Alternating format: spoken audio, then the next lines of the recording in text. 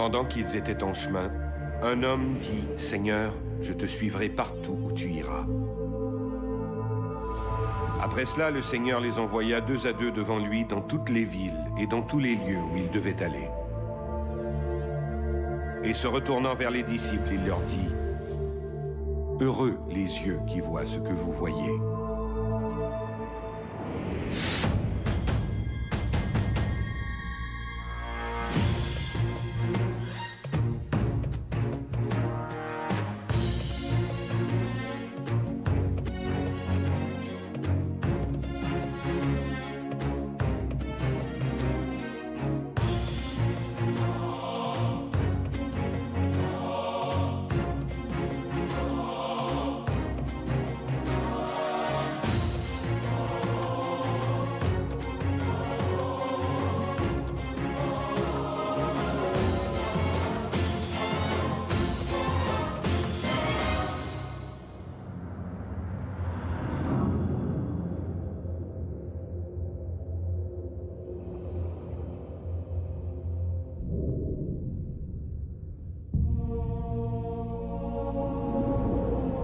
Le culte des reliques pourrait être comparé à la présentation d'un film.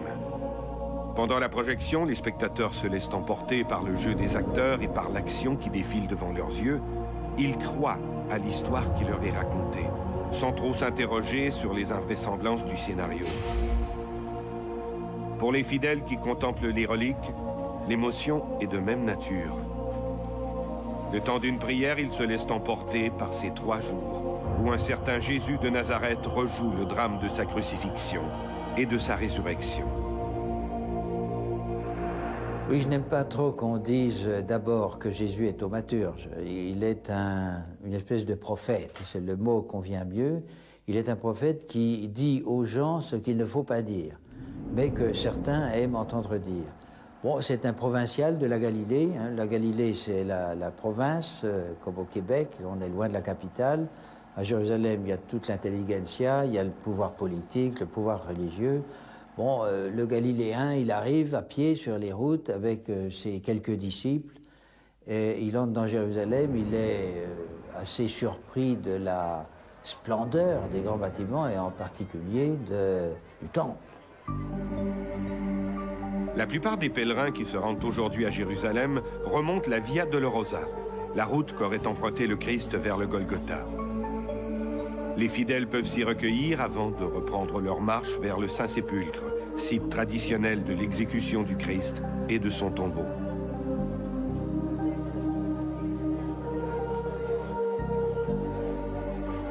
À chaque printemps, époque de la Pâque, ces ruelles sont bondées de fidèles. Je crois que la première impression que vous aurez en arrivant sur les lieux saints, c'est de vous dire « c'est bien ici ». L'endroit baigne dans une ambiance qui est littéralement imprégnée d'un très fort sentiment religieux, lequel émane de sa très longue histoire, à la fois tumultueuse et glorieuse. Sur la route des reliques de la Passion du Christ, Jérusalem est le point de départ obligé d'un périple formidable qui m'entraînera aux 4 coins de l'Europe.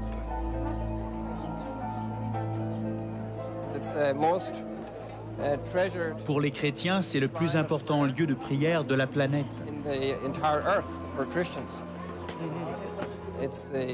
C'est l'endroit même où le Christ a versé son sang pour nous. Et plus important encore, d'où il est ressuscité d'entre les morts.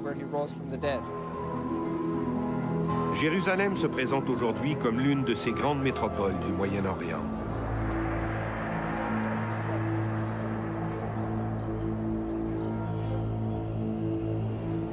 Au centre, entouré d'imposantes murailles, se trouve l'ancienne ville, une espèce d'enclave antique au cœur de la cité moderne.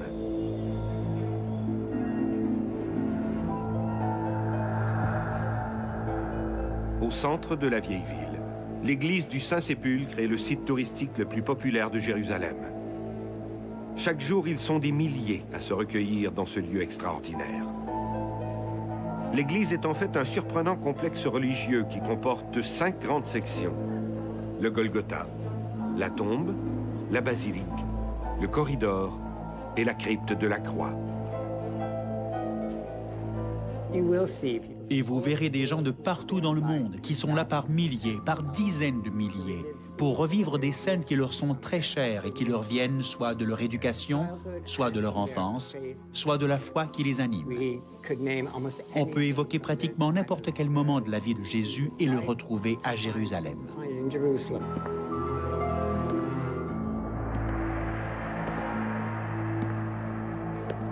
Les premiers chrétiens ont voulu conserver divers objets ayant été en contact avec leur Messie.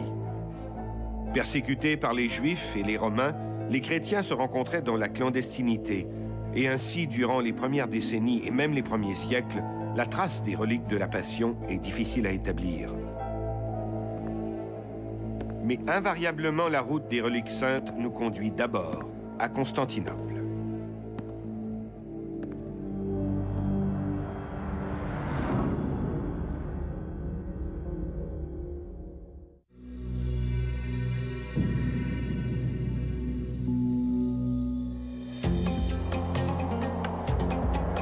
Je me suis rendu à Constantinople, aujourd'hui Istanbul.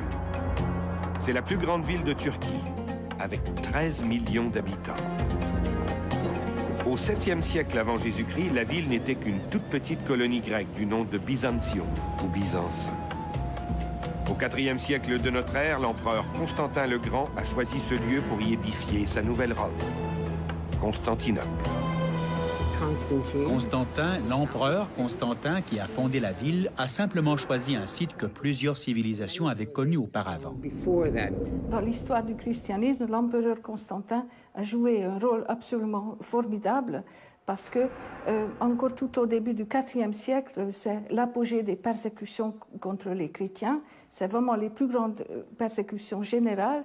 Et tout d'un coup, quelques années après 312, toute la politique de l'empereur va changer. Dans la quête des reliques de la Passion, Hélène, qui deviendra Sainte Hélène, la mère de Constantin, contribuera beaucoup plus que son fils au culte et à la préservation des reliques saintes. La tradition des reliques à Constantinople remontait à Sainte Hélène, qui était en fait la mère de l'empereur Constantin, celui qui avait fondé Constantinople. Et les reliques qu'elle avait trouvées de son vivant, la plupart avaient été logées dans la ville de Constantinople. Puis au fil des siècles, bien, on continue à accumuler les reliques et à trouver des reliques et à les transférer à Constantinople, étant donné la présence continue de l'Empire byzantin en Orient.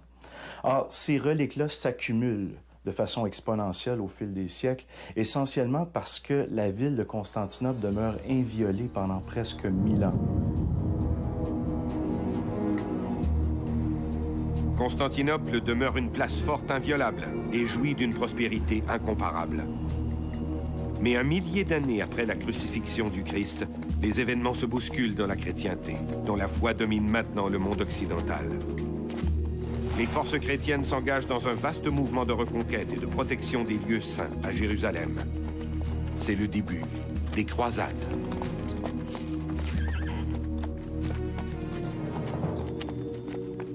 Les croisades, le mot vient de la racine cru, C-R-U, qui réfère à la croix, comme dans le mot cruciforme. Les croisades étaient des expéditions militaires chrétiennes qui visaient à libérer la Terre Sainte, et Jérusalem en particulier, de ceux que les chrétiens du Moyen-Âge estimaient être des païens, des idolâtres ou des membres d'une fausse religion. Les croisades commencent en 1095 à Clermont-Ferrand. À l'occasion d'un concile, le pape Urbain II fait l'appel à la libération des lieux saints. Le Saint-Sépulcre, le lieu où le corps du Christ avait été déposé pendant 3 jours avant sa résurrection, et puis tous ces lieux de l'enfance ou de la vie publique de Jésus-Christ. Donc il y a une volonté d'aller vers la Terre Sainte, vers la Palestine, pour la libérer, entre guillemets, oui, pourquoi pas, pour la libérer, pour empêcher les musulmans d'occuper ces lieux.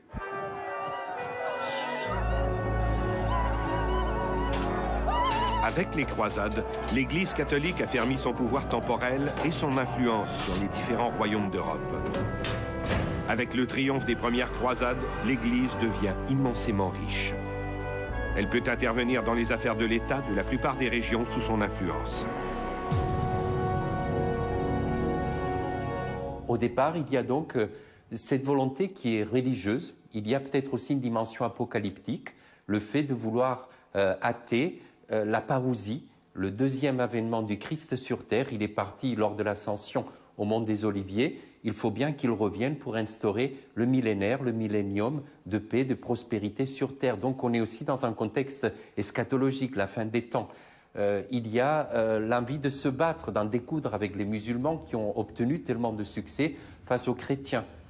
Les croisades s'expliquent aussi par cette poussée démographique, cette croissance du nombre d'hommes, en particulier dans les familles aristocratiques, de guerriers, de chevaliers, qui caractérise l'Occident à partir de l'an 1000, une période d'essor agricole, une période d'économie puissante, florissante, et les gens qui survivent, qui arrivent à l'âge adulte, sont beaucoup plus nombreux par le passé. D'où un trop-plein dans les familles aristocratiques. Il y a une dimension de colonisation dans la croisade, vouloir trouver de nouvelles terres, et aussi un idéal, l'idéologie chevaleresque, ces hommes qui veulent se battre.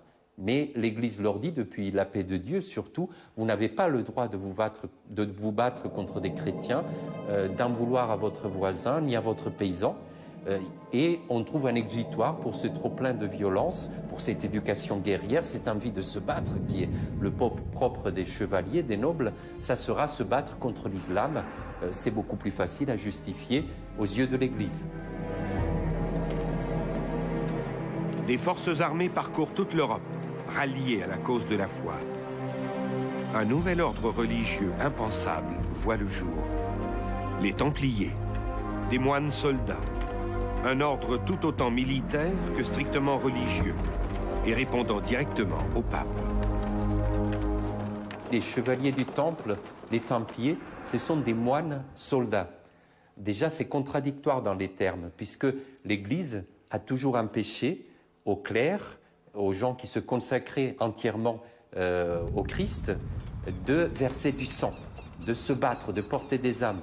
Il y avait un interdit très fort par la loi de l'Église, le droit canonique. Donc nous avons affaire à quelque chose qui est assez gênant pour les mentalités du temps, il faut le dire. Il faudra tout le prestige de Saint Bernard de Clairvaux, le grand saint du XIIe siècle, le prédicateur qui est très influent auprès de papes, auprès de rois, pour que l'Église admette la possibilité qu'il y ait de moines soldats, des chevaliers du Temple. Pourquoi du Temple? Parce que leur première maison était posée, était tout près de l'ancien parvis du Temple de Jérusalem. C'est donc, le terme vient de leur localisation. Vous avez donc la présence d'une véritable armée de métiers, ce qui est une nouveauté pour le XIIe siècle, et ce sont les Templiers qui représentent cette force qui permet aux chrétiens latins de tenir pendant plus d'un siècle, même deux siècles, jusqu'à la chute de Saint Jean d'Acre en Palestine.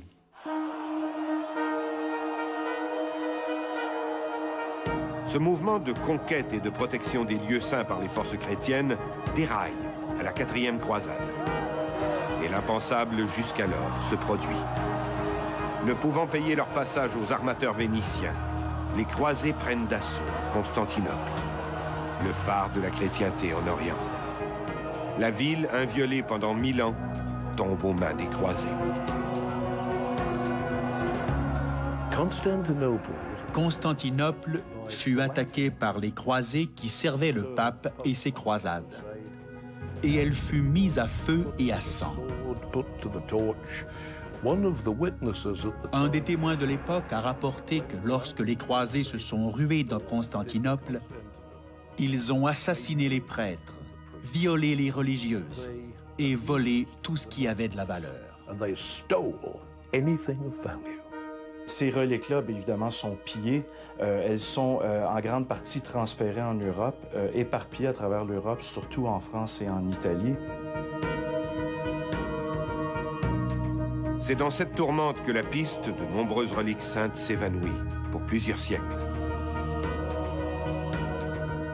Ces disparitions d'objets du culte coïncident avec l'apparition de contes et de récits légendaires très populaires, ayant pour trame de fond l'esprit romanesque et certaines reliques du Christ. L'un des récits les plus populaires du Moyen-Âge met en scène un personnage légendaire, hérité de traditions celtiques très anciennes, le roi Arthur. Les légendes concernant le roi Arthur constituent la portion la plus intrigante de tout le mystère. Les premières chroniques, dont celle de Geoffroy de Monmouth, l'un des principaux chroniqueurs de l'histoire du roi Arthur, ont coïncidé avec la montée de l'ordre des Templiers. Et certaines écoles de pensée qui regroupent des experts des Templiers et du folklore mettent de l'avant une théorie, qui n'est rien de plus qu'une théorie, à savoir que l'histoire des Templiers et de leurs véritables exploits ont été soigneusement codifiés à travers les légendes d'Arthur, de Guenièvre, de Lancelot et de Galahad. De sorte que, si vous possédez la clé pour interpréter ces récits et ces légendes arthuriennes, vous y trouverez tous les indices pouvant vous mener au secret des Templiers. Pour de nombreux fidèles, ce secret est lié au pouvoir de la plus fabuleuse des reliques au Moyen-Âge, le Graal, la coupe tenue par le Christ lors de la dernière scène. Avec le succès des légendes arthuriennes, tout le Moyen-Âge part à la quête de cette mystérieuse coupe.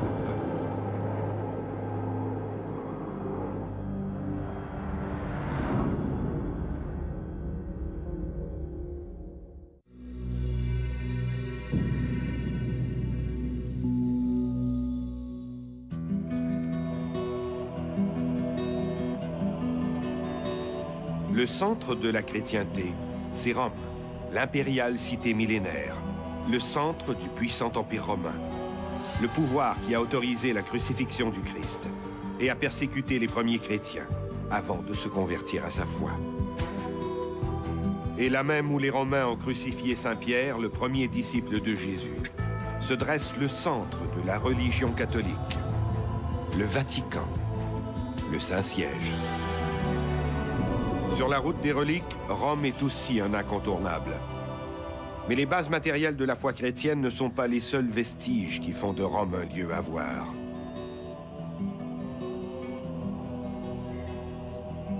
Rome, bien sûr, a été érigée bien des siècles avant de devenir le centre de la chrétienté.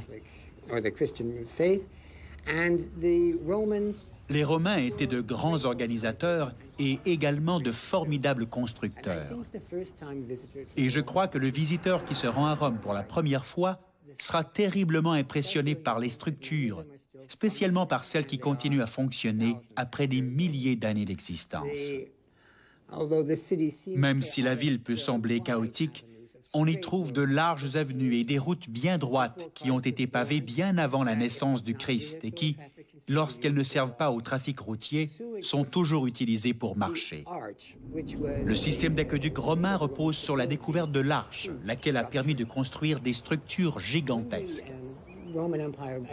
Lorsque l'Empire romain adopta la religion chrétienne en tant que religion officielle, plusieurs des temples qui étaient utilisés pour le culte des dieux et des déesses païennes ont été transformés en églises.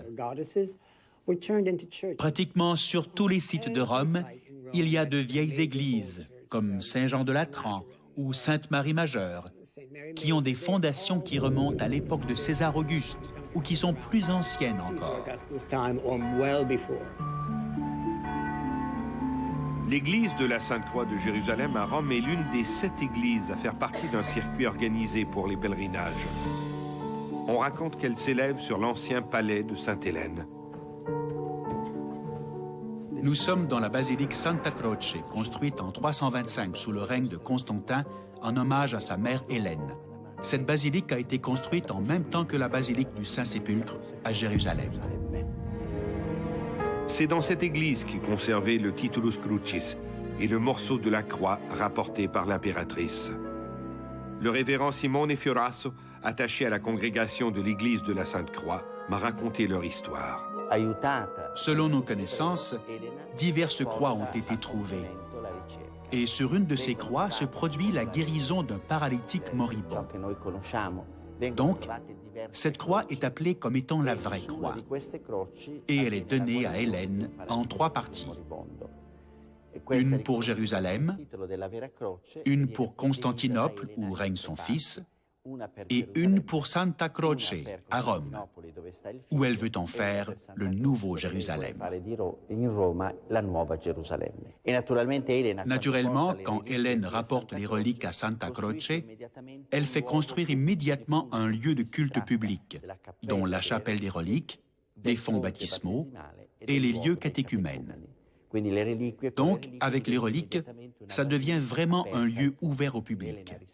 Et Hélène doit réserver une partie de son palais pour accueillir les nombreux fidèles venus à Rome faire un parcours de conversion. Pour les visiteurs religieux, le centre le plus important est le Vatican. C'est un État indépendant qui a acquis son autonomie sous le gouvernement de Mussolini en 1929, lors du traité de Latran.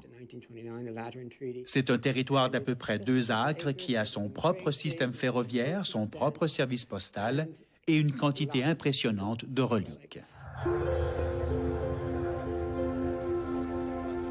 Je me suis mêlé à la foule de ces nombreux fidèles qui se rassemblent sur la place Saint-Pierre à Rome, au cœur de la cité du Vatican, me demandant combien d'autres secrets, combien d'ouvrages cachés, combien de manuscrits inaccessibles y sont conservés.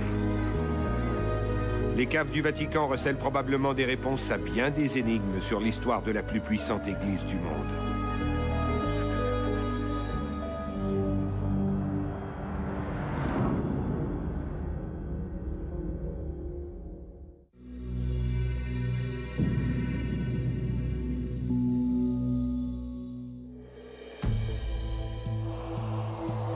En quittant Rome, la route des reliques saintes me conduit à un lieu de pèlerinage incontournable, situé dans une cité au nord de l'Italie. Turin, là où se trouve le plus énigmatique et le plus fondamental objet de la foi chrétienne.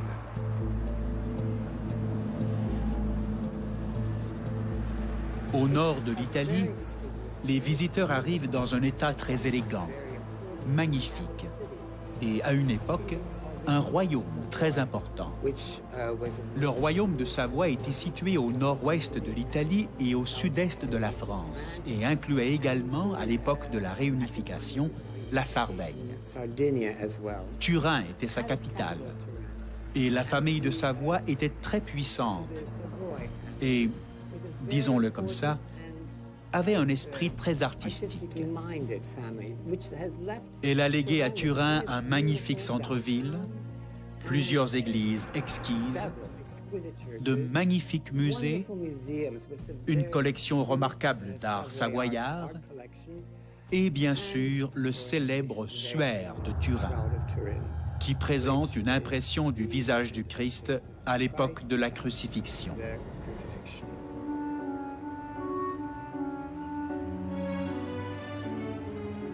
Au centre de Turin trône la majestueuse cathédrale de Turin, qui abrite dans un reliquaire la plus célèbre et la plus bouleversante relique du Christ, son linceul funéraire, le suaire de Turin.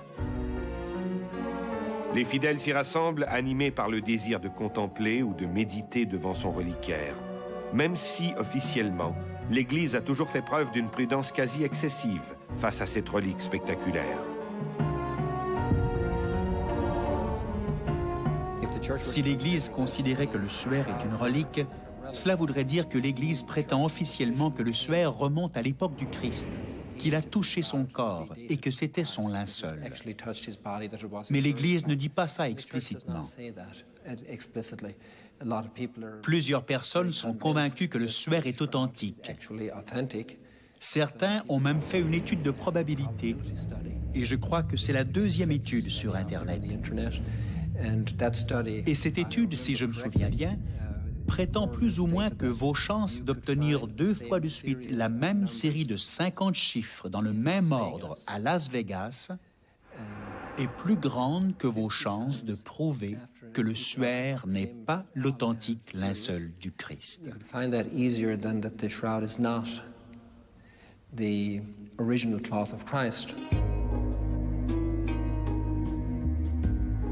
Les défenseurs de l'authenticité du suaire de Turin sont aussi nombreux que ses détracteurs. Mais jusqu'ici, les études scientifiques menées sur la relique n'ont pas permis de clore ce débat et d'avancer une conclusion définitive. Sur la route des reliques saintes, Turin demeure toutefois pour tous les voyageurs un moment fort et intense. Un autre linge funéraire attribué au Christ nous oblige à aller plus à l'ouest, au nord de l'Espagne. La ville d'Oviedo se situe donc dans le nord de l'Espagne, dans la province des Asturies. Fondée au 8e siècle sur une colline que les Romains de l'Antiquité appelaient Ovetao, son agglomération compte aujourd'hui quelques 220 000 habitants. Oviedo était la capitale d'une très ancienne région du nord de l'Espagne qu'on appelle l'Esturie. Elle a été fondée par les Visigoths, même si les Romains, les Phéniciens, les Carthaginois la connaissaient bien. Même si elle n'est pas directement sur le chemin, elle est également, et ce depuis très longtemps, une des routes les plus fréquentées du pèlerinage médiéval vers Saint-Jacques-de-Compostelle. Sur une grande esplanade au centre de la ville, trône la cathédrale San Salvador.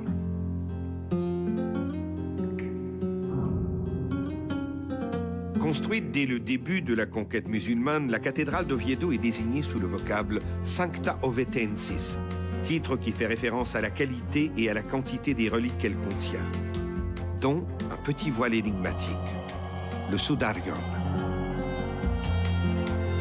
Plusieurs modifications se sont succédées depuis le premier édifice de 757. La cathédrale que l'on admire aujourd'hui est caractéristique du style gothique flamboyant. Faute de financement durant sa construction, la cathédrale ne possède qu'une seule tour. Cette tour unique est cependant la plus importante d'Europe. En pénétrant à l'intérieur de la cathédrale, tout comme des milliers de fidèles qui la visitent, je n'ai pu m'empêcher d'être émerveillé par l'architecture et la décoration incroyables, mais surtout par la présentation de tant de reliques richement préservées dans des reliquaires chargés d'histoire.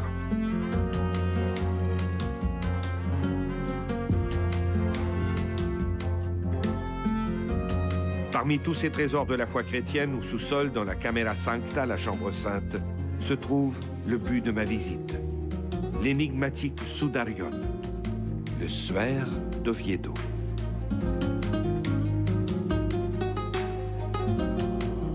Le Sudarium d'Oviedo est taché de sang, et des études tentent à démontrer qu'il s'agirait du même sang que l'on retrouve également sur le suaire de Turin. À partir d'Oviedo, le chemin de Saint-Jacques-de-Compostelle nous ramène à un petit village énigmatique du sud de la France, Rennes-le-Château. La légende du Saint Graal y perdure à cause d'un curieux concours de circonstances. Rennes-le-Château est une ville voisine de la route du pèlerinage de Saint-Jacques-de-Compostelle. Très fréquentée au Moyen-Âge, c'est une ville, une petite ville, dont les origines remontent très loin dans le passé. Au cours du dernier siècle, elle a été catapultée dans une sorte de célébrité grâce à un prêtre qui y a trouvé qui a déterré des reliques religieuses qu'on a finalement associées au Saint Graal au fil des ans. Le plus brièvement possible, c'est un mystère qui surgit avec le livre de Gérard de Sède, qui relate l'aventure de 4 curés, Boudet, Bigoud, Gélis et Béranger Saunière. Donc, d'entrée de jeu, on est dans une affaire religieuse. Et plus on s'enfonce, plus on entre dans cette énigme, plus on s'aperçoit que des prêtres ont été payés, soit pour un savoir, soit pour leur silence. Qu'ont-ils trouvé? Qu'ont-ils lu à terre? On ne sait pas. Toujours est-il que peu à peu, l'affaire de Béranger Saunière, qui est le dernier, le plus connu, le plus scandaleux, finit par transpirer.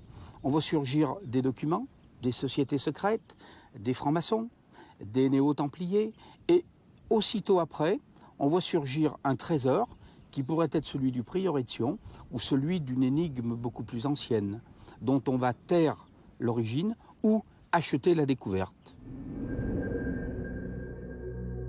Le curé Béranger Saunière est au cœur d'une controverse.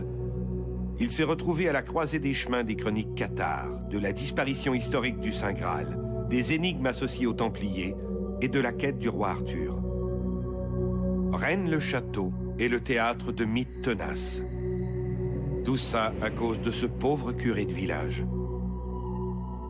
On dit que Saunière est arrivé pauvre, n'ayant même pas une paire de chaussures de rechange.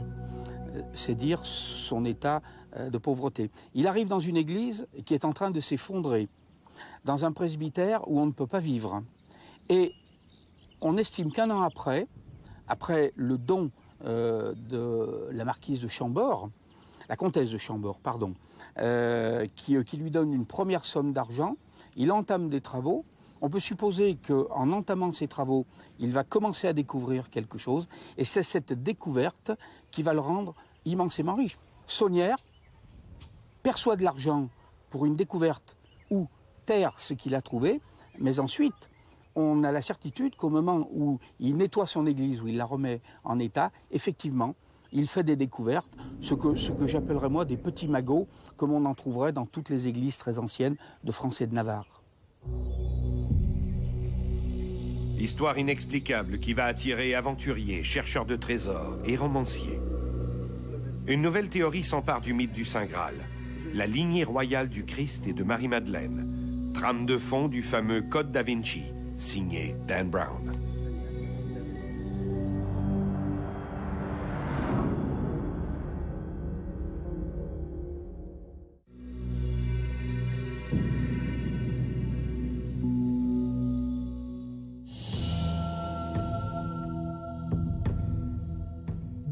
Une autre relique associée à la Passion du Christ a été entourée de légendes et investie dans les croyances populaires de pouvoirs magiques. La lance qui aurait percé le flanc du Christ, la lance du soldat romain Longinus. Jusqu'à la terreur inspirée par la Révolution française aux États voisins, la lance de Longinus fut conservée à Nuremberg. Pour éviter tout risque, elle est alors transférée à Vienne et y demeurera plusieurs siècles, jusqu'à ce que Hitler la rapatrie de nouveau à Nuremberg en tant que symbole du puissant empire germanique. L'histoire de cette lance a toujours fasciné les conquérants depuis son premier détenteur connu, Charlemagne.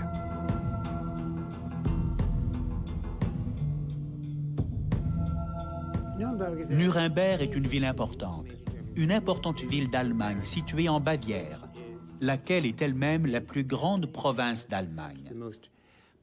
Avec son dialecte local très prononcé, voire sa propre langue, très largement catholique et d'un esprit très différent des autres provinces allemandes, elle est, sous bien des aspects, assez semblable à l'Autriche. Elle a toujours été catholique et assez dévote, et assez portée sur les reliques, parmi lesquelles, à Nuremberg, la lance, celle qui aurait transpercé le flanc de Jésus sur la croix. Charlemagne tenait cette lance durant toutes ses batailles. De ses nombreuses victoires est né le mythe que la lance de Longinus accordait l'invincibilité. C'est par ce grand conquérant que la lance fut transmise aux premiers empereurs germaniques. Tout au long du Moyen-Âge, on a eu une sorte d'entité politique qui était en quelque sorte un héritage de Charlemagne et qu'on nommait le Saint-Empire romain. Charlemagne est un empereur. C'est quelqu'un qui ressuscite cette idée politique qui était restée entre parenthèses, une domination territoriale qui concerne tout l'Occident, certes déplacée vers le nord, puisque la Méditerranée désormais est en main des musulmans, des Arabes, mais Charlemagne, c'est un roi qui a un pouvoir territorial inouï depuis des siècles. Et cet homme s'engage aussi dans un programme culturel extrêmement ambitieux. D'une part, il veut réformer l'Église, que ce soit du point de vue des prêtres que des moines.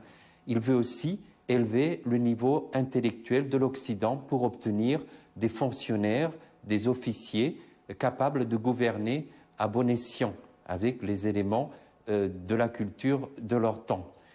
Charlemagne, donc, s'engage dans un programme de rénovation de l'autorité de l'Empire romain. Et à ce titre, il a réussi, d'une certaine façon, à créer l'Europe, puisqu'il a donné une unité à des peuples très divers sous sa direction. C'est véritablement le père de l'Europe, tel que nous l'avons ressuscité dans le cadre de la communauté économique européenne. Et il était formé de plusieurs royaumes indépendants, ou plutôt de principautés, appartenant à des croisés. Tous ces princes électeurs se rencontraient au Parlement pour choisir le nouvel empereur romain jusqu'à ce que les Habsbourg prennent le pouvoir et le conservent. Et ce collège des princes était à Nuremberg. Aussi y a-t-il un très riche héritage historique à Nuremberg. La noblesse, la puissance militaire et l'architecture sacrée sont concentrés dans cette ville.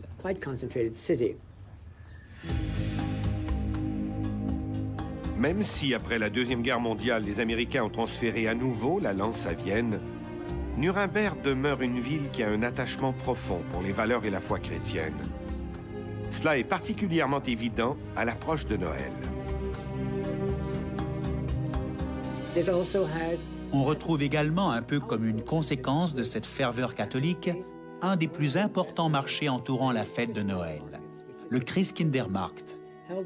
Un mois avant Noël, la place devant la magnifique cathédrale se transforme en une sorte de pays des merveilles de l'artisanat sur le thème de Noël. Et c'est un formidable moment pour visiter cette superbe ville. L'émerveillement des enfants à la fête de Noël rappelle à tous l'image de la nativité du Christ, où les mages symbolisant les puissants, les savants, étaient venus rendre hommage au Dieu naissant.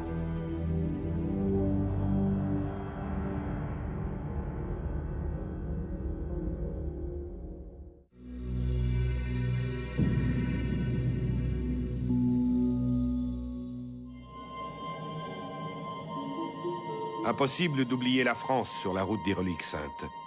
Encore aujourd'hui, la France possède et présente aux fidèles des reliques particulièrement impressionnantes. L'une d'elles est apparue bien mystérieusement au Moyen Âge, à Argenteuil.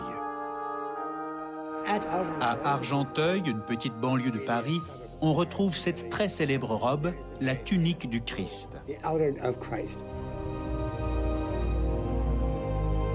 Tissée d'une seule pièce, la tunique d'Argenteuil a eu un destin tragique. Présentée aux fidèles dès sa découverte, elle fut ensuite à nouveau cachée pendant des décennies par l'Église, sans explication. Malgré ses ostensions publiques très populaires au Moyen Âge et à la Renaissance, la Révolution française viendra à jamais changer son histoire.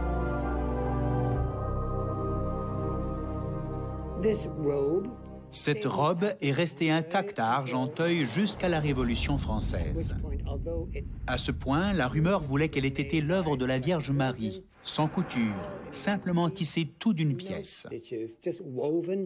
À la Révolution, un prêtre, craignant que la robe ne soit profanée, l'a coupée en morceaux et l'a enterrée dans le jardin. Le curé d'Argenteuil, à l'époque de la Révolution, à l'époque de la Terreur, a pris sur lui de déchirer cette tunique, de la couper en morceaux, d'en donner une partie à des amis, l'autre partie de la cacher au terrain du presbytère.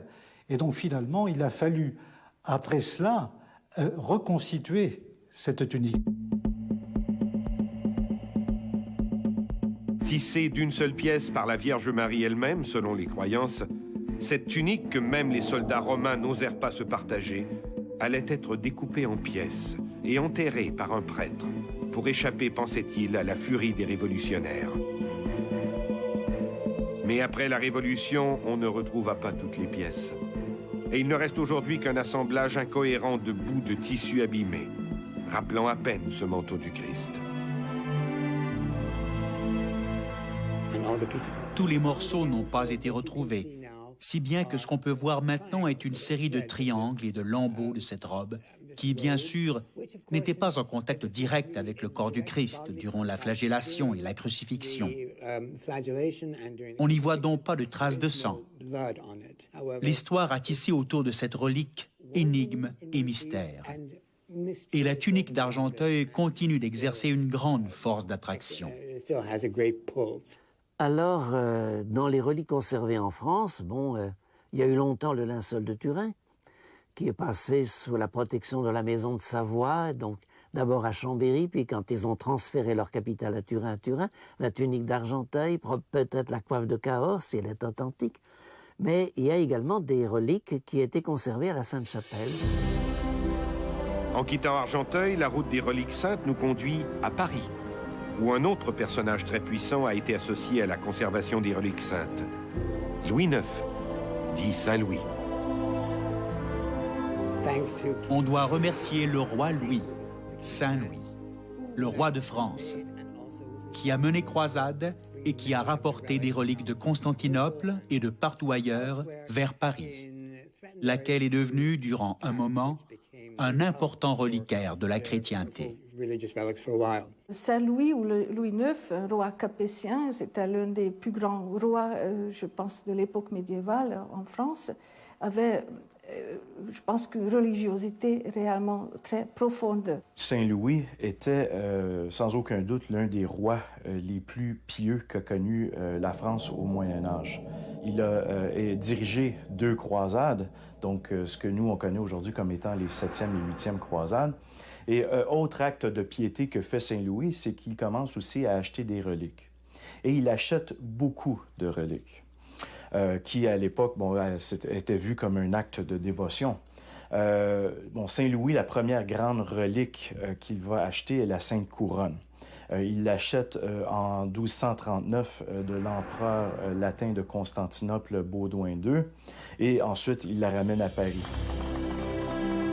D'abord exposée pendant des siècles à la Sainte-Chapelle, édifiée sous les ordres de Saint Louis, la couronne d'épines est maintenant offerte à la vénération des fidèles à la cathédrale Notre-Dame de Paris. Mais rapidement, au fil des années suivantes, il commence à s'intéresser à d'autres reliques que possède ce même empereur Baudouin II et qui sont encore à Constantinople. Donc en 1241, il fait l'acquisition de 8 reliques supplémentaires, parmi lesquelles se trouvait un fragment de la vraie croix, le Saint-Sang, la pierre du sépulcre, une pierre qui était attribuée au tombeau de Jésus-Christ, le tombeau vide de Jésus-Christ à Jérusalem. Et finalement, en 1242, il décide d'achever davantage sa collection de reliques en faisant l'acquisition de 9 reliques supplémentaires, parmi lesquelles se trouvait la Sainte Lance qui avait percé le flanc du Christ et la Sainte Éponge qui avait été utilisée par les Romains pour assouvir la soif du Christ qui était crucifié. Donc Saint Louis fait l'acquisition de toutes ces reliques, en fait pratiquement une obsession durant son règne. Et par la suite, ayant accumulé toutes ces reliques, en 1248, décide de construire une église pour loger toutes ces reliques-là. L'église qu'il va construire est la Sainte-Chapelle, qui devient essentiellement un reliquaire géant dans lequel il va placer toutes les reliques. Et ces reliques-là vont rester par la suite dans la Sainte-Chapelle jusqu'à la Révolution française. Mais durant la Révolution française, les révolutionnaires ont besoin d'or pour financer leur mouvement. Ainsi, ils fondent les précieux reliquaires en or et en argent, et du même coup, on perd la trace de très nombreuses reliques. La plupart de ces reliques de la Passion ont disparu à la Révolution, et il ne reste que, grosso modo, surtout la couronne d'épines, mais qui n'a plus d'épines, parce que déjà Saint-Louis en a distribué des dizaines à des princes et à des églises et des choses comme ça. La tunique d'Argenteuil, la Sainte Couronne, et surtout l'histoire de la France et l'importance de Paris dans la propagation de la chrétienté font de cette ville une destination incontournable.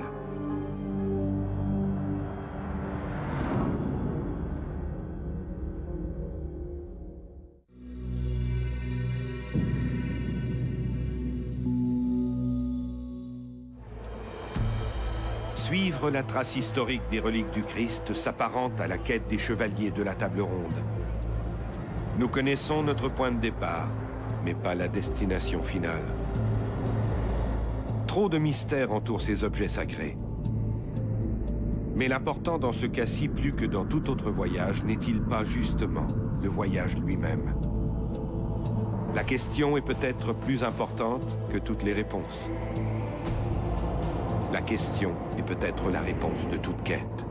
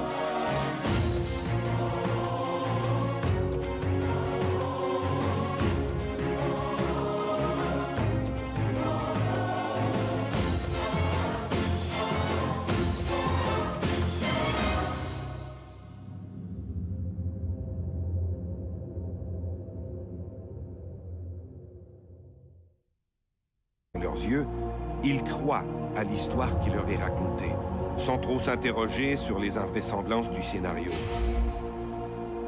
Pour les fidèles qui contemplent les reliques, l'émotion est de même nature. Le temps d'une prière, ils se laissent emporter par ces 3 jours, où un certain Jésus de Nazareth rejoue le drame de sa crucifixion et de sa résurrection. Oui, je n'aime pas trop qu'on dise d'abord que Jésus est thaumaturge. Il est une espèce de prophète, c'est le mot qu'on vient mieux. Il est un prophète qui dit aux gens ce qu'il ne faut pas dire, mais que certains aiment entendre dire. Bon, c'est un provincial de la Galilée. Hein. La Galilée, c'est la province, comme au Québec, on est loin de la capitale. À Jérusalem, il y a toute l'intelligentsia, il y a le pouvoir politique, le pouvoir religieux. Bon, le Galiléen, il arrive à pied sur les routes avec ses quelques disciples et il entre dans Jérusalem, il est assez surpris de la splendeur des grands bâtiments et en particulier du temple. La plupart des pèlerins qui se rendent aujourd'hui à Jérusalem remontent la Via Dolorosa, la route qu'aurait empruntée le Christ vers le Golgotha. Les fidèles peuvent s'y recueillir avant de reprendre leur marche vers le Saint-Sépulcre, site traditionnel de l'exécution du Christ et de son tombeau.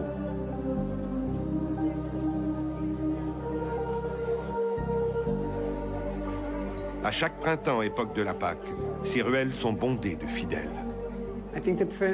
Je crois que la première impression que vous aurez en arrivant sur les lieux saints, c'est de vous dire « c'est bien ici ». L'endroit baigne dans une ambiance qui est littéralement imprégnée d'un très fort sentiment religieux, lequel émane de cette très longue histoire, à la fois tumultueuse et glorieuse. Sur la route des reliques de la Passion du Christ, Jérusalem est le point de départ obligé d'un périple formidable qui m'entraînera aux 4 coins de l'Europe.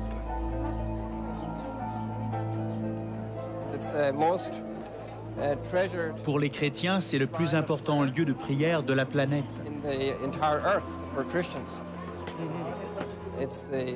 C'est l'endroit même où le Christ a versé son sang pour nous. Et plus important encore, d'où il est ressuscité d'entre les morts. Jérusalem se présente aujourd'hui comme l'une de ces grandes métropoles du Moyen-Orient.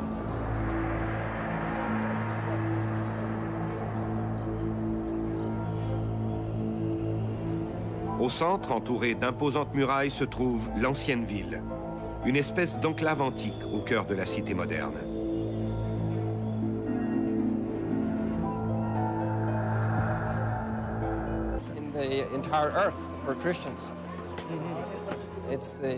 C'est l'endroit même où le Christ a versé son sang pour nous. Et plus important encore, d'où il est ressuscité d'entre les morts. Jérusalem se présente aujourd'hui comme l'une de ces grandes métropoles du Moyen-Orient.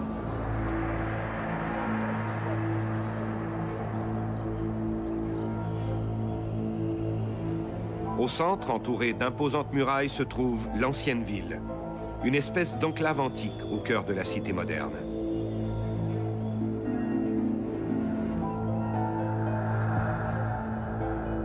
Au centre de la vieille ville, l'église du Saint-Sépulcre est le site touristique le plus populaire de Jérusalem. Chaque jour, ils sont des milliers à se recueillir dans ce lieu extraordinaire. L'église est en fait un surprenant complexe religieux qui comporte 5 grandes sections. Le Golgotha, la tombe, la basilique, le corridor et la crypte de la croix. Et vous verrez des gens de partout dans le monde qui sont là par milliers, par dizaines de milliers, pour revivre des scènes qui leur sont très chères et qui leur viennent soit de leur éducation, soit de leur enfance, soit de la foi qui les anime. On peut évoquer pratiquement n'importe quel moment de la vie de Jésus et le retrouver à Jérusalem.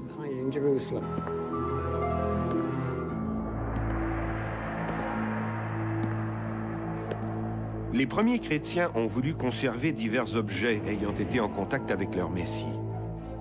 Persécutés par les Juifs et les Romains, les chrétiens se rencontraient dans la clandestinité. Et ainsi, durant les premières décennies et même les premiers siècles, la trace des reliques de la Passion est difficile à établir.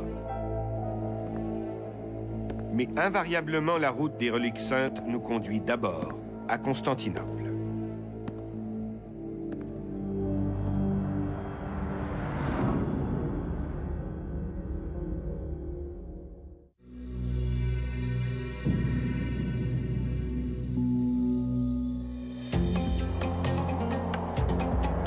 Je me suis rendu à Constantinople, aujourd'hui Istanbul. C'est la plus grande ville de Turquie, avec 13 millions d'habitants. Au 7e siècle avant Jésus-Christ, la ville n'était qu'une toute petite colonie grecque du nom de Byzantium, ou Byzance. Au 4e siècle de notre ère, l'empereur Constantin le Grand a choisi ce lieu pour y édifier sa nouvelle Rome, Constantinople. Constantin, l'empereur Constantin qui a fondé la ville, a simplement choisi un site que plusieurs civilisations avaient connu auparavant. Dans l'histoire du christianisme, l'empereur Constantin a joué un rôle absolument formidable parce que... Constantinople, le phare de la chrétienté en Orient. La ville, inviolée pendant 1000 ans, tombe aux mains des croisés. Constantinople fut attaquée par les croisés qui servaient le pape et ses croisades. Et elle fut mise à feu et à sang. Un des témoins de l'époque a rapporté que lorsque les croisés se sont rués dans Constantinople, ils ont assassiné les prêtres, violé les religieuses et volé tout ce qui avait de la valeur. Ces reliques-là, évidemment, sont pillées. Elles sont en grande partie transférées en Europe, éparpillées à travers l'Europe, surtout en France et en Italie. C'est dans cette tourmente que la piste de nombreuses reliques saintes s'évanouit pour plusieurs siècles. Ces disparitions d'objets du culte coïncident avec l'apparition de contes et de récits légendaires très populaires, ayant pour trame de fond l'esprit romanesque et certaines reliques du Christ. L'un des récits les plus populaires du Moyen-Âge met en scène un personnage légendaire, hérité de traditions celtiques très anciennes, le roi Arthur. Les légendes concernant le roi Arthur constituent la portion la plus intrigante de tout le mystère.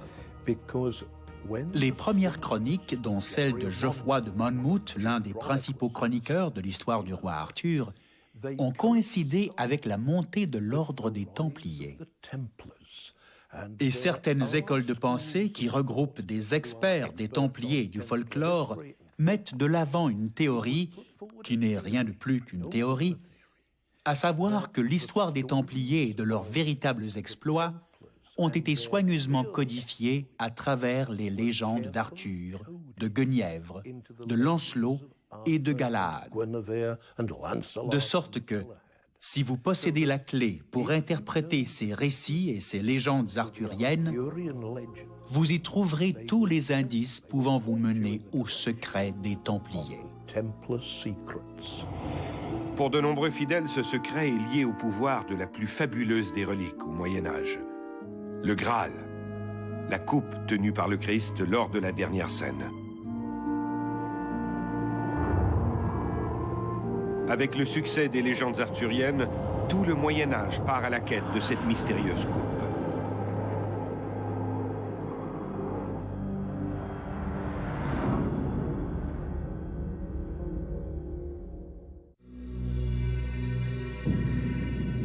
Le roi Arthur constitue la portion la plus intrigante de tout le mystère.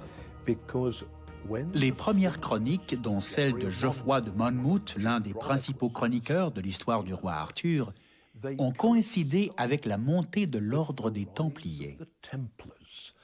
Et certaines écoles de pensée qui regroupent des experts des Templiers et du folklore mettent de l'avant une théorie, qui n'est rien de plus qu'une théorie, à savoir que l'histoire des Templiers et de leurs véritables exploits ont été soigneusement codifiés à travers les légendes d'Arthur, de Guenièvre, de Lancelot et de Galahad. De sorte que, si vous possédez la clé pour interpréter ces récits et ces légendes arthuriennes, vous y trouverez tous les indices pouvant vous mener au secret des Templiers. Pour de nombreux fidèles, ce secret est lié au pouvoir de la plus fabuleuse des reliques au Moyen-Âge, le Graal, la coupe tenue par le Christ lors de la dernière scène. Avec le succès des légendes arthuriennes, tout le Moyen-Âge part à la quête de cette mystérieuse coupe.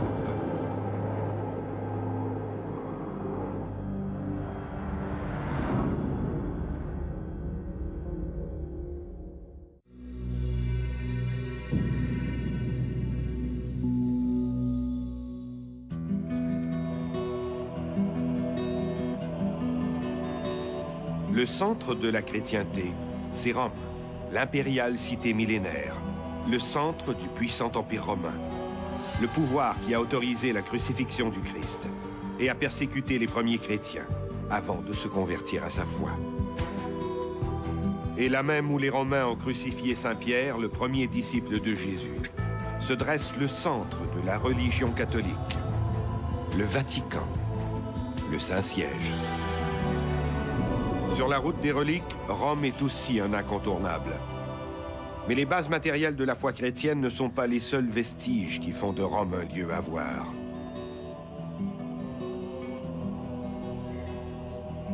Rome, bien sûr, a été érigée bien des siècles avant de devenir le centre de la chrétienté. Les Romains étaient de grands organisateurs et également de formidables constructeurs. Et je crois que le visiteur qui se rend à Rome pour la première fois sera terriblement impressionné par les structures, spécialement par celles qui continuent à fonctionner après des milliers d'années d'existence. Même si la ville peut sembler chaotique, on y trouve de larges avenues et des routes bien droites qui ont été pavées bien avant la naissance du Christ. Les Romains étaient de grands organisateurs et également de formidables constructeurs. Et je crois que le visiteur qui se rend à Rome pour la première fois sera terriblement impressionné par les structures, spécialement par celles qui continuent à fonctionner après des milliers d'années d'existence. Même si la ville peut sembler chaotique, on y trouve de larges avenues et des routes bien droites qui ont été pavées bien avant la naissance du Christ et qui, lorsqu'elles ne servent pas au trafic routier, sont toujours utilisées pour marcher. Le système d'aqueduc romain repose sur la découverte de l'arche, laquelle a permis de construire des structures gigantesques. Lorsque l'Empire romain adopta la religion chrétienne en tant que religion officielle, plusieurs des temples qui étaient utilisés pour le culte des dieux et des déesses païennes ont été transformés en églises. Pratiquement sur tous les sites de Rome, il y a de vieilles églises, comme Saint-Jean-de-Latran ou Sainte-Marie-Majeure, qui ont des fondations qui remontent à l'époque de César Auguste ou qui sont plus anciennes encore. L'église de la Sainte-Croix de Jérusalem à Rome est l'une des 7 églises à faire partie d'un circuit organisé pour les pèlerinages. On raconte qu'elle s'élève sur l'ancien palais de Sainte-Hélène. Nous sommes dans la basilique Santa Croce, construite en 325 sous le règne de Constantin en hommage à sa mère Hélène. Cette basilique a été construite en même temps que la basilique du Saint-Sépulcre à Jérusalem. C'est dans cette église qu'est conservé le Titulus Crucis et le morceau de la croix rapporté par l'impératrice. Le révérend Simone Fiorasso, attaché à la congrégation de l'église de la Sainte-Croix, m'a raconté leur histoire. Selon nos connaissances, diverses croix ont été trouvées. Et sur une de ces croix se produit la guérison d'un paralytique moribond. Donc, cette croix est appelée comme étant la vraie croix. Et elle est donnée à Hélène en 3 parties. Une pour Jérusalem, une pour Constantinople, où règne son fils, et une pour Santa Croce, à Rome, où elle veut en faire le nouveau Jérusalem. Naturellement, quand Hélène rapporte les reliques à Santa Croce, elle fait construire immédiatement un lieu de culte public, dont la chapelle des reliques, les fonts baptismaux et les lieux catéchumènes. Donc, avec les reliques, ça devient vraiment un lieu ouvert au public. Et Hélène doit réserver une partie de son palais pour accueillir les nombreux fidèles venus à Rome faire un parcours de conversion. Pour les visiteurs religieux, le centre le plus les Carthaginois la connaissaient bien. Même si elle n'est pas directement sur le chemin, elle est également, et ce depuis très longtemps, une des routes les plus fréquentées du pèlerinage médiéval vers Saint-Jacques-de-Compostelle. Sur une grande esplanade au centre de la ville, trône la cathédrale San Salvador.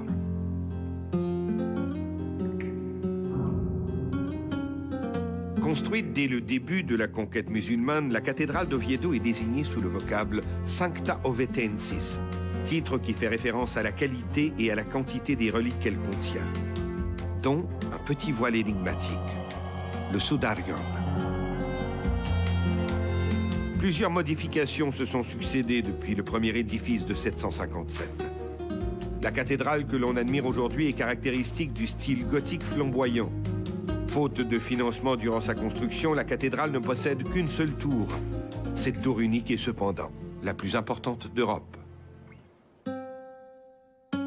En pénétrant à l'intérieur de la cathédrale, tout comme des milliers de fidèles qui la visitent, je n'ai pu m'empêcher d'être émerveillé par l'architecture et la décoration incroyables, mais surtout par la présentation de tant de reliques richement préservées dans des reliquaires chargés d'histoire.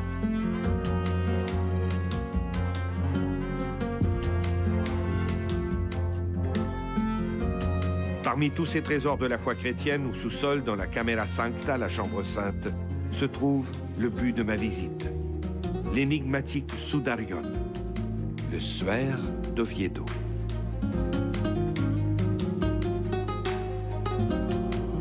Le Sudarion d'Oviedo est taché de sang, et des études tentent à démontrer qu'il s'agirait du même sang que l'on retrouve également sur le suaire de Turin. À partir d'Oviedo, le chemin de Saint-Jacques-de-Compostelle nous ramène à un petit village énigmatique du sud de la France, Rennes-le-Château. La légende du Saint Graal y perdure à cause d'un curieux concours de circonstances. Rennes-le-Château est une ville voisine de la route du pèlerinage de Saint-Jacques-de-Compostelle.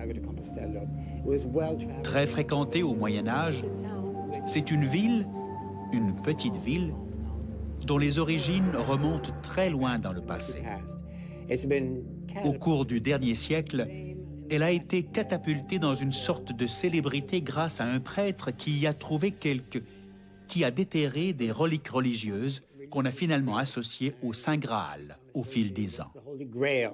Le plus brièvement possible, c'est un mystère qui surgit avec le livre de Gérard de Sède, qui relate l'aventure de 4 curés, Boudet, Bigou, Gélis et Béranger Saunière. Donc, d'entrée de jeu, on est dans une affaire religieuse. Et plus on s'enfonce... Des milliers de fidèles qui la visitent. Je n'ai pu m'empêcher d'être émerveillé par l'architecture et la décoration incroyables. Mais surtout, par la présentation de tant de reliques richement préservées dans des reliquaires chargés d'histoire.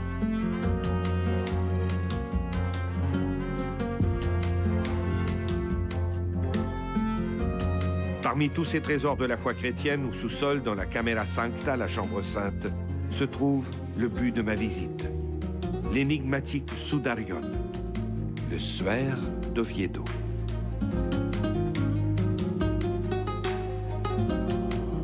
Le Sudarion d'Oviedo est taché de sang, et des études tentent à démontrer qu'il s'agirait du même sang que l'on retrouve également sur le suaire de Turin.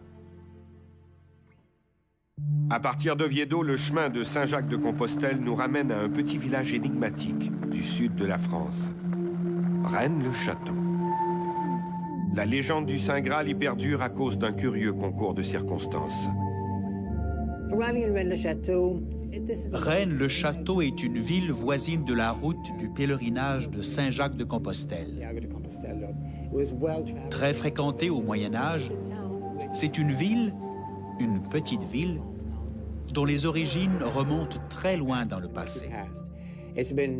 Au cours du dernier siècle, elle a été catapultée dans une sorte de célébrité grâce à un prêtre qui y a trouvé qui a déterré des reliques religieuses qu'on a finalement associées au Saint Graal au fil des ans. Le plus brièvement possible, c'est un mystère qui surgit avec le livre de Gérard de Sède, qui relate l'aventure de 4 curés, Boudet, Bigou, Gélis et Béranger Saunière.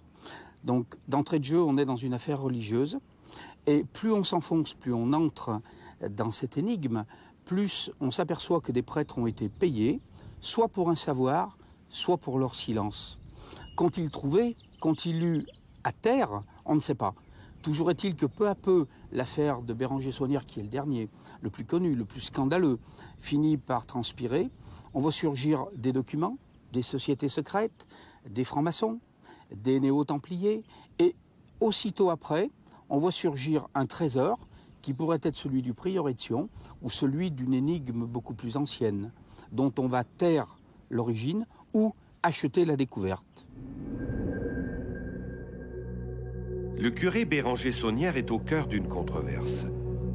Il s'est retrouvé à la croisée des chemins des chroniques cathares, de la disparition historique du Saint Graal, des énigmes associées aux Templiers et de la quête du roi Arthur. Rennes-le-Château est le théâtre de mythes tenaces. Tout ça à cause de ce pauvre curé de village.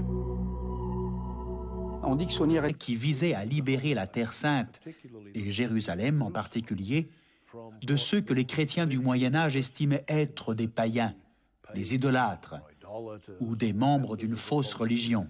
Les croisades commencent en 1095 à Clermont-Ferrand. À l'occasion d'un concile, le pape Urbain II fait l'appel à la libération des lieux saints.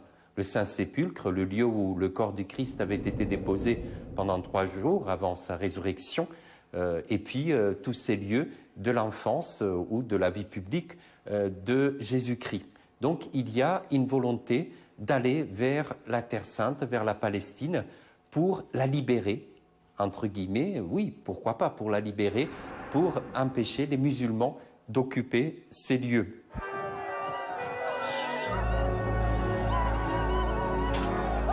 Avec les croisades, l'Église catholique a fermi son pouvoir temporel et son influence sur les différents royaumes d'Europe. Avec le triomphe des premières croisades, l'Église devient immensément riche. Elle peut intervenir dans les affaires de l'État de la plupart des régions sous son influence. Au départ, il y a donc cette volonté qui est religieuse. Il y a peut-être aussi une dimension apocalyptique, le fait de vouloir hâter la parousie, le deuxième avènement du Christ sur terre. Il est parti lors de l'ascension au mont des Oliviers. Il faut bien qu'il revienne pour instaurer le millénaire, le millénium de paix, de prospérité sur terre. Donc on est aussi dans un contexte eschatologique, la fin des temps. Il y a l'envie de se battre, d'en découdre avec les musulmans qui ont obtenu tellement de succès face aux chrétiens. Les croisades s'expliquent aussi par cette poussée démographique, cette croissance du nombre d'hommes, en particulier dans les familles aristocratiques, de guerriers, de chevaliers, qui caractérise l'Occident à partir de l'an 1000. Une période d'essor agricole, une période d'économie puissante, florissante, et les gens qui survivent, qui arrivent à l'âge adulte, sont beaucoup plus nombreux par le passé. D'où un trop-plein dans les familles aristocratiques. Il y a une dimension de colonisation dans la croisade, vouloir trouver de nouvelles terres, et aussi un idéal, l'idéologie chevaleresque, ces hommes qui veulent se battre. Mais l'Église leur dit, depuis la paix de Dieu surtout, vous n'avez pas le droit de vous battre contre des chrétiens, d'en vouloir à votre voisin ni à votre paysan. Et on trouve un exutoire pour ce trop-plein de violence, pour cette éducation guerrière, cette envie de se battre qui est le propre des chevaliers, des nobles. Ça sera se battre contre l'islam. C'est beaucoup plus facile à justifier aux yeux de l'Église. Des forces armées parcourent toute l'Europe, ralliées à la cause de la foi. C'est un prêtre qui a trouvé qui a déterré des reliques religieuses qu'on a finalement associées au Saint Graal au fil des ans. Le plus brièvement possible, c'est un mystère qui surgit avec le livre de Gérard de Sède, qui relate l'aventure de 4 curés, Boudet, Bigou, Gélis et Béranger Saunière. Donc, d'entrée de jeu, on est dans une affaire religieuse, et plus on s'enfonce, plus on entre dans cette énigme, plus on s'aperçoit que des prêtres ont été payés, soit pour un savoir, soit pour leur silence. Qu'ont-ils trouvé? Qu'ont-ils lu à terre? On ne sait pas. Toujours est-il que peu à peu, l'affaire de Béranger Saunière, qui est le dernier, le plus connu, le plus scandaleux, finit par transpirer. On voit surgir des documents, des sociétés secrètes, des francs-maçons, des néo-templiers, et aussitôt après, on voit surgir un trésor qui pourrait être celui du prieuré de Sion ou celui d'une énigme beaucoup plus ancienne, dont on va taire l'origine ou acheter la découverte. Le curé Béranger Saunière est au cœur d'une controverse. Il s'est retrouvé à la croisée des chemins des chroniques cathares, de la disparition historique du Saint Graal, des énigmes associées aux Templiers et de la quête du roi Arthur. Rennes-le-Château est le théâtre de mythes tenaces. Tout ça à cause de ce pauvre curé de village. On dit que Saunière est arrivé pauvre, n'ayant même pas une paire de chaussures de rechange. C'est dire son état de pauvreté. Il arrive dans une église qui est en train de s'effondrer, dans un presbytère où on ne peut pas vivre. Et on estime qu'un an après le don de la marquise de Chambord, la comtesse de Chambord, pardon, qui lui donne une première somme d'argent, il entame des travaux. On peut supposer qu'en entamant ces travaux, il va commencer à découvrir quelque chose, et c'est cette découverte qui va le rendre immensément riche. Saunière perçoit de l'argent pour une découverte ou taire ce qu'il a trouvé, mais ensuite, on a la certitude qu'au moment où il nettoie son église, où il la remet en état, effectivement, il fait des découvertes, ce que j'appellerais moi des petits magots, comme on en trouverait dans toutes les églises très anciennes de France et de Navarre. Histoire inexplicable qui va attirer aventuriers, chercheurs de trésors et romanciers. Une nouvelle théorie s'empare du mythe du Saint Graal, la lignée royale du Christ et de Marie-Madeleine, trame de fond du fameux Code da Vinci, signé Dan Brown.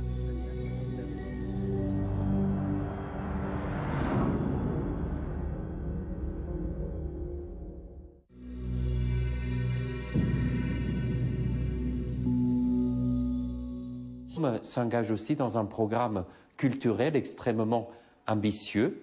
D'une part, il veut réformer l'Église, que ce soit du point de vue des prêtres que des moines. Il veut aussi élever le niveau intellectuel de l'Occident pour obtenir des fonctionnaires, des officiers capables de gouverner à bon escient avec les éléments de la culture de leur temps. Charlemagne donc s'engage dans un programme de rénovation de l'autorité de l'Empire romain, et à ce titre, il a réussi d'une certaine façon à créer l'Europe, puisqu'il a donné une unité à des peuples très divers sous sa direction. C'est véritablement le père de l'Europe tel que nous l'avons ressuscité dans le cadre de la communauté économique européenne. Et il était formé de plusieurs royaumes indépendants, ou plutôt de principautés, appartenant à des croisés. Tous ces princes électeurs se rencontraient au Parlement pour choisir le nouvel empereur romain, jusqu'à ce que les Habsbourg prennent le pouvoir et le conservent. Et ce collège des princes était à Nuremberg. Aussi y a-t-il un très riche héritage historique à Nuremberg. La noblesse, la puissance militaire et l'architecture sacrée sont concentrés dans cette ville.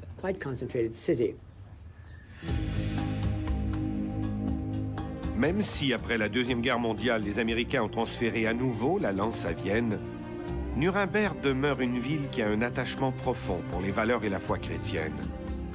Cela est particulièrement évident à l'approche de Noël. On retrouve également, un peu comme une conséquence de cette ferveur catholique, un des plus importants marchés entourant la fête de Noël, le Christkindermarkt. Un mois avant Noël, la place devant la magnifique cathédrale se transforme en une sorte de pays des merveilles de l'artisanat sur le thème de Noël. Et c'est un formidable moment pour visiter cette superbe ville. L'émerveillement des enfants à la fête de Noël rappelle à tous l'image de la nativité du Christ, où les mages symbolisant les puissants, les savants, étaient venus rendre hommage au Dieu naissant.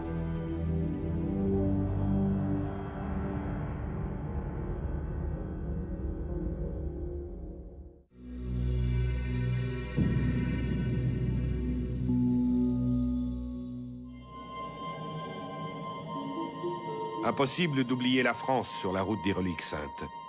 Encore aujourd'hui, la France possède et présente aux fidèles des reliques particulièrement impressionnantes.